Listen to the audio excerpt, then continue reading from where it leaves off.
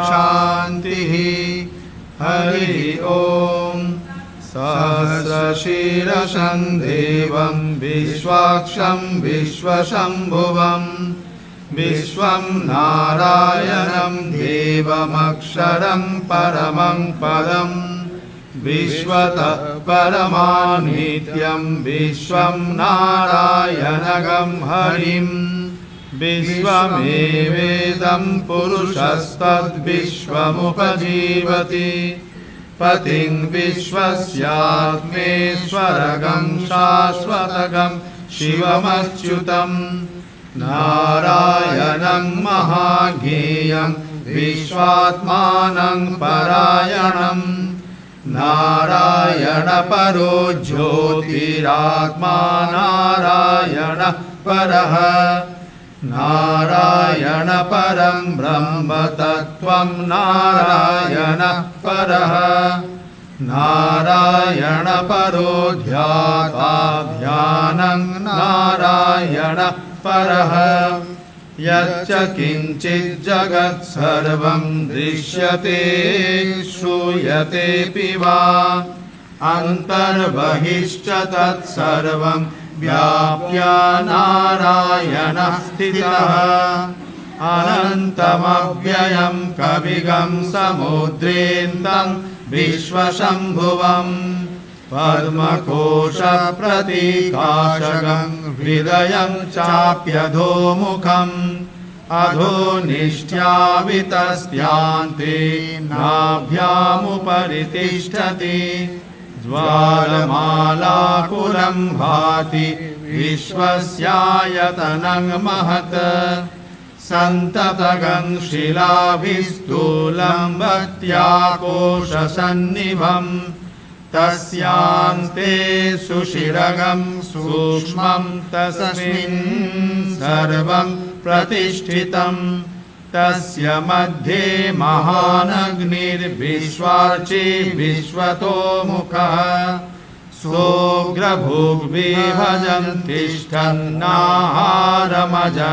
कविः तिर्यगूर्ध्वं मदशायि रश्मयस्तस्य सन्तता सन्तापयति स्वं देहमापादतलमस्तकः तस्य मध्ये बह्निशिखा अणियोर्ध्वा व्यवस्थितः नीलतो यदमध्यस्थाद्विद्युल्लेखेव भास्वरा नीवारकशूकवत्वन्नि पीताभास्वत्यणुपमा तस्याः शिखाया मध्ये परमात्मा व्यवस्थितः स ब्रह्मश्च शिवः स हरिस्सेन्द्र सोऽक्षरः परमस्वराट् वृतगं सत्यं परं ब्रह्म पुरुषं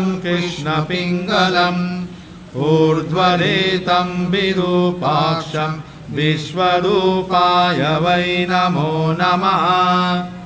ॐ नारायणाय विद्महे वासुदेवाय धीमहि तन्नो विष्णुः प्रचोदयात्। ॐ सहनाववतु सहनो भुनक्तु सह वीर्यं करवावहै तेजस्विनावधीतमस्तु मा विद्विषावहै। ॐ शान्ति शान्ति शान्तिः। हरिः ॐ तत्सत्। श्रीरामकृष्णार्पणमस्तु।